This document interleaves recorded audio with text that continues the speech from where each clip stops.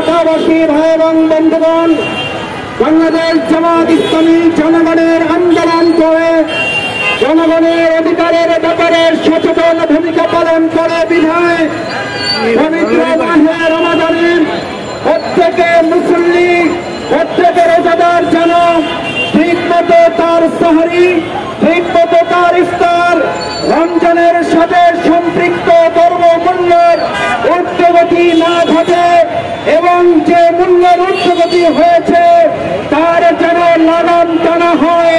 তার জন্য বাংলাদেশ জামাত ইসলামী আজকের এই বিক্ষোভ মিছিল এবং সমাবেশের আয়োজন করেছে।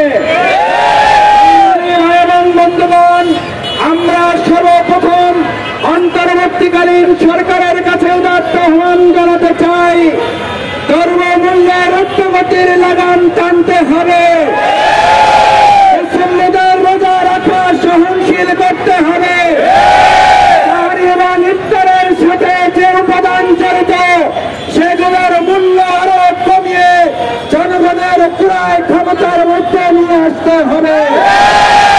আমরা ব্যবসায়ী ভাইদের কাছে অন্তর্বর্তীকালীন সরকারের পাশাপাশি আহ্বান জানাতে চাই, আপনারা 11 মাস ব্যবসা করেন, পবিত্র মাহে রমজানে আপনারা অতিমাত্রায় ব্যবসা করার টার্গেট নির্ধারণ করবেন না।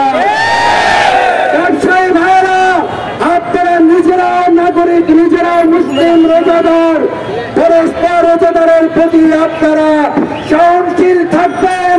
রোজাদার হিসাবে আপনারা অন্য রোজাদারদের প্রতি সহানুভূতিশীল ভূমিকা পালনের অংশ হিসাবে ব্যবসা করার লক্ষ্যে দ্রব্যমূল্যের ঊর্ধ্বগতি না ঘটে সেদিকে ব্যবসায়ী নেতৃবৃন্দ খেয়াল রাখবেন আমরা আহ্বান জানাই। সংগ্রামী ভাই এবং বন্ধুগণ, এই নতুন বাংলাদেশ যে শহীদদের মাধ্যমে আজকে পেয়েছি, যে আহত বন্ধুত্ব বরণকারী নতুন স্বাধীনতা যোদ্ধাদের কারণে পেয়েছি, বর্তমান অন্তর্বর্তীকালীন সরকার রমজান উপলক্ষে বিশেষভাবে শহীদ পরিবার, আহত বন্ধুত্ব বরণকারী নতুন স্বাধীনতা যোদ্ধা পরিবারগুলোর দিকে যেন তারা খেয়াল রাখে যে আহ্বান দেয়। এবং বন্ধুগণ, ভোট জুয়া এবং হলুদ খেলার সহ বিশেষ করে সামাজিক যোগাযোগের মাধ্যমে অশ্লীল ছবি প্রচার করা বন্ধ করতে হবে। আমরা সরকারের কাছে উদাত্ত আহ্বান করেন, রোজাদারদের রোজার বিঘ্ন ঘটে এমন কোন কার্যক্রম